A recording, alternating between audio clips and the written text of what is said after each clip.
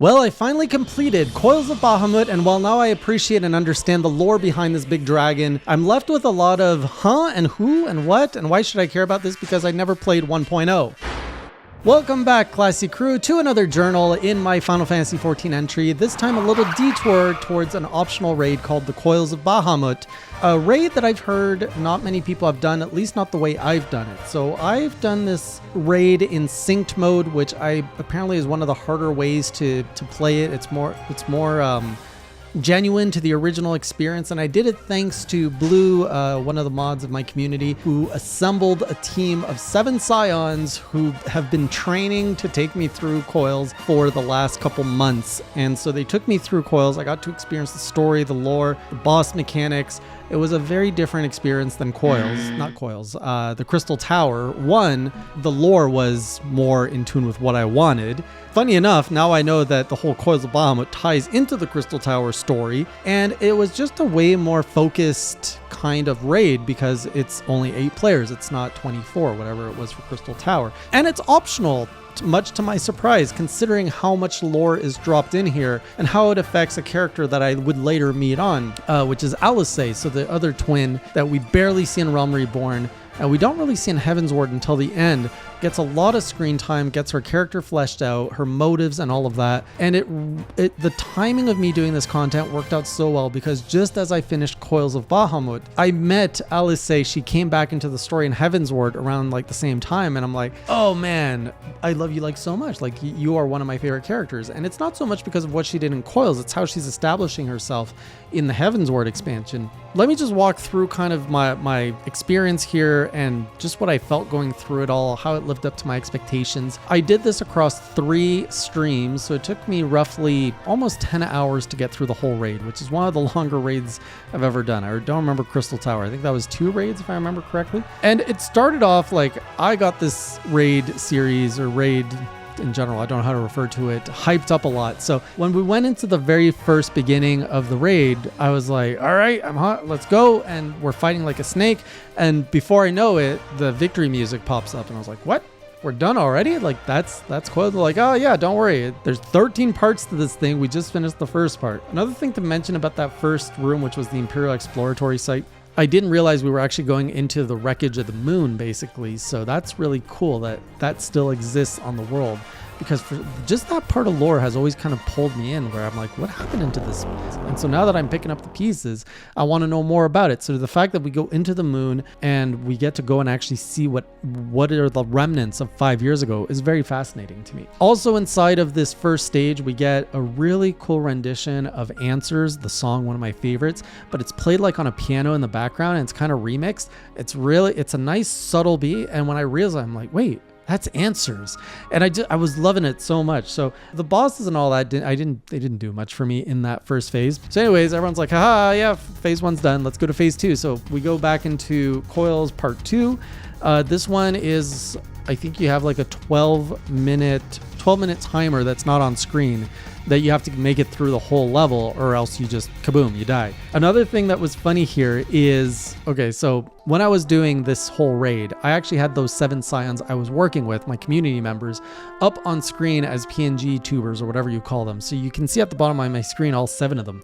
And to the far left, on demand, ads requested to go there because when he talks, basically his finger points up. So when he's talking to me, you can actually see this funny interaction of a little like JPEG or PNG character just pointing his finger at me. And so at this part, he wanted to make a joke. He's like, oh, I actually, in fact, his finger goes up. That was so funny. So the whole joke was that one of the bosses here is actually called Ads, which stands for something I don't know, which is the same name as our community member who's also running the raid with us. And anyway, so the joke was we had to kill Ad because he was evil. Most of these like boss fights or these early run-throughs, these phases, they didn't leave too much of an impression on me. So we got through that and I'm like, okay, that was easy. What's next? And then we get into the engine room, and the engine room literally has no fights. They're all optional. You just bounce and work your way down, and it's like, and we finish. I was like, okay, that's easy too. We're going into phase 4. I was like, guys, why did you guys hype up Coils of Bahamut? This is ridiculously easy. And they're all like, haha, don't worry, it's going to get hard real soon. So then we go into the drive cylinder, which is basically an elevator level, which is also a good time. And here we get some pretty unmemorable bosses. So we get the Clockwork Knight and Dreadnought combo.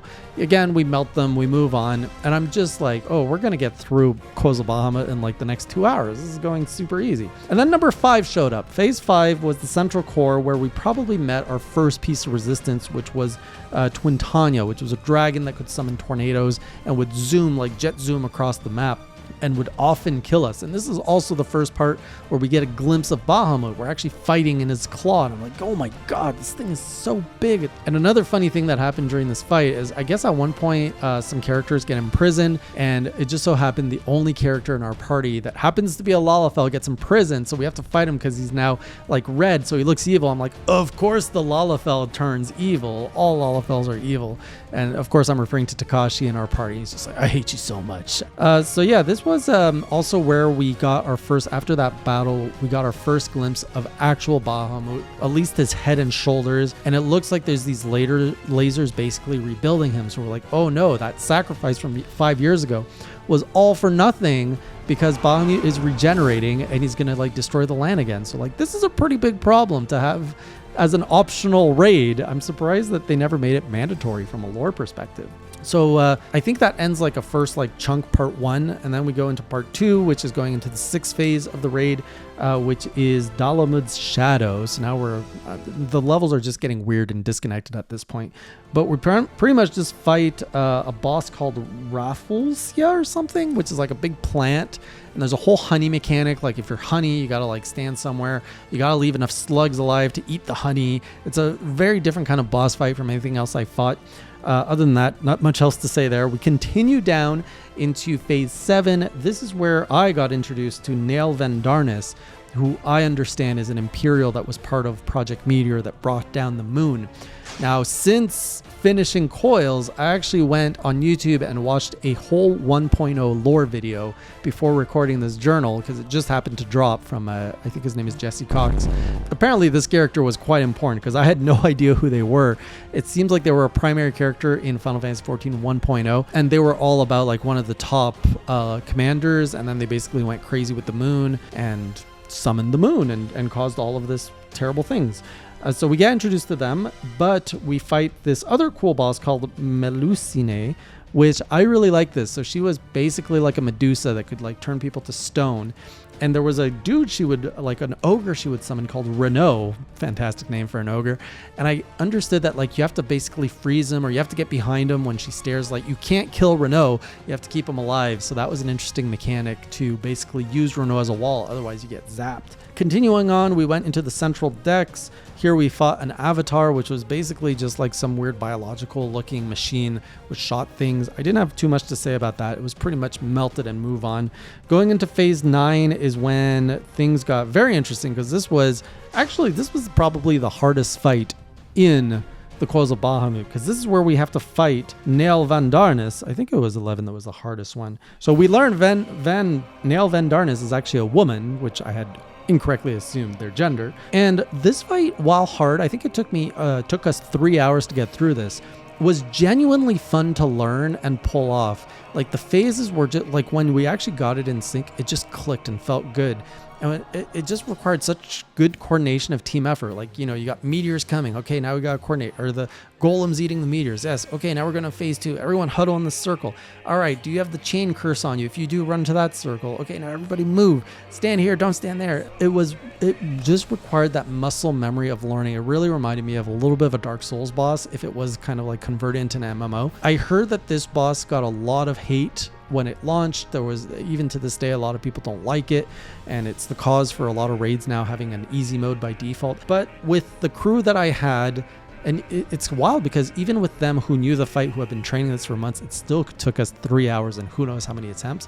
I really enjoyed that. That stood out to me as a really fun fight. So after that fight, I think that's when we get another reveal in the story, and we find out that Louisoix, the granddad, is actually not dead. He's sealed down here. And I don't know if it's here or later, but we also find out he's kind of evil. And Alphinaud's like, that's not our grandfather. Beware what you do. And we see a little bit of that sibling rivalry. The next boss was less memorable, but he had a funny name. Who's just I'm do good. He's so good. He calls himself I'm do good. It's basically like an electric dog. He's got the son and daughter that he summons. We have to melt those fast, and then it's pretty much just melt them, avoid the attacks. I know I'm not getting like in depth with all of the mechanics. I just don't feel like that's what this channel is about. I like to share what really stood out to me, but I'm not about dissecting all the boss fights and understanding and comparing like this is what that is. And I did all of this, by the way, in a samurai class, so I was a melee DPS, which is a very different experience than any other, like if I'd be a tank or a healer or a ranged DPS. So I find my role is oftentimes melt things. If something else pops out, go melt that. Now go back to melting things, and on we go. Off to the next one, the regeneration grid. This took us to the 11th phase of the Coils of Bahamut, where our party got split, and we had to do a little bit of trash mob as we were split, which eventually took us to Kalia, a very unfriendly Hydra. And I love that this Hydra is named Kalia, because then you could say Kalia the Hydra. So here, this was a very good fight for like positioning. It had like a gravity well underneath and kind of like a gravity or blue fire thing that you had to avoid, which got really intense in the final phase because you had to like pretty much preemptively run in circles around it as this like shadow chased you, and you had to like outrun it. So basically same thing, we had to melt it. Oh, it also had like a 2-orb mechanic towards the end where there's like a physical orb and a magic weak orb, and you have to like melt them together and they have to die at the same time, so it requires coordination. Also great. And this is actually after this fight where we find out that Louis Sois is actually evil. He turned basically into a primal, which is Phoenix, and it all happened because when he was summoning all of this energy, this ether to like seal Bahamut, he channeled the wish of all of the people for like basically the chance for the world to be reborn. In an ironic twist, that summoned Phoenix, which he now is, and I guess Bahamut's like controlling him. So plot twist, he's a primal now, so I guess we got to kill him. So we go into Phoenix. That fight too was pretty fun. I love that we get like the answer theme song playing like on an organ. It's really like dark, but it's iconic. And just the fight was fun about like positioning. There's a part where you're like getting targeted with fire blast, and you basically have to like reposition those so they don't hit your teammates.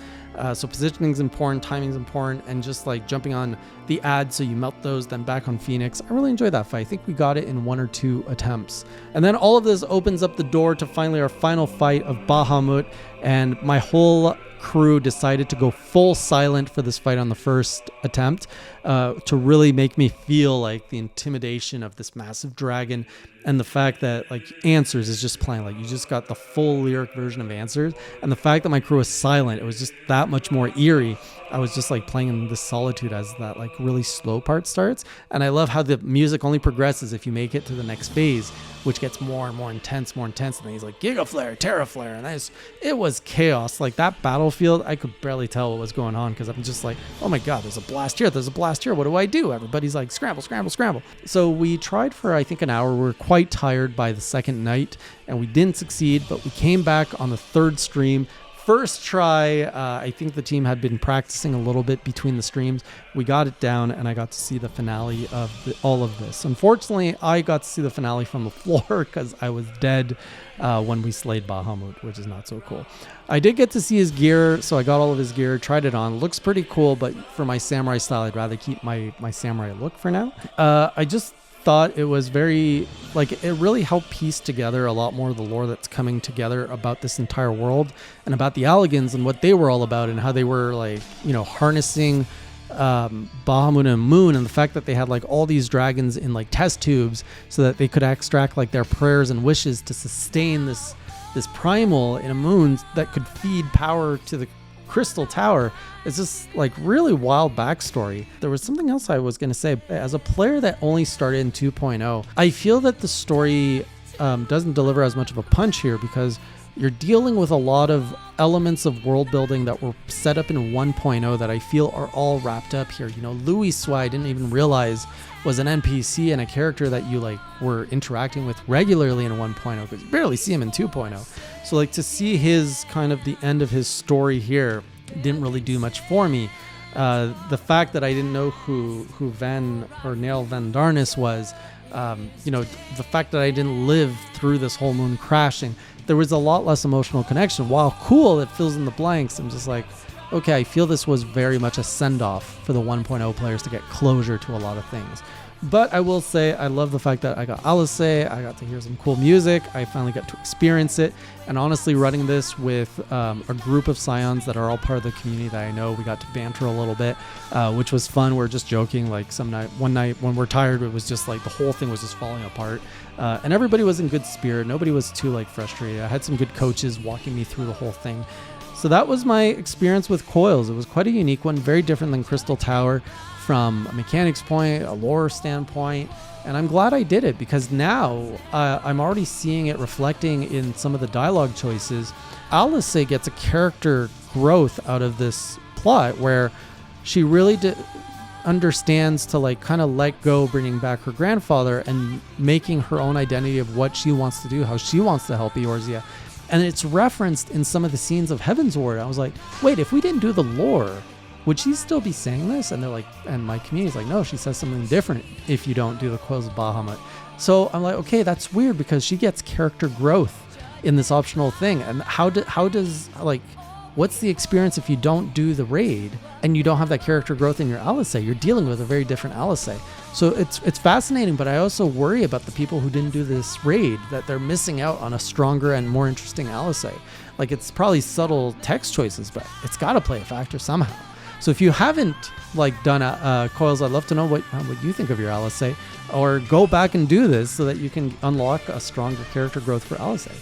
So that's where I am. I have one more journal left to share with all of you, which wraps up my Heavensward journey, and I will see you in that one or on the next stream if you can find me there. Until next time, keep it classy.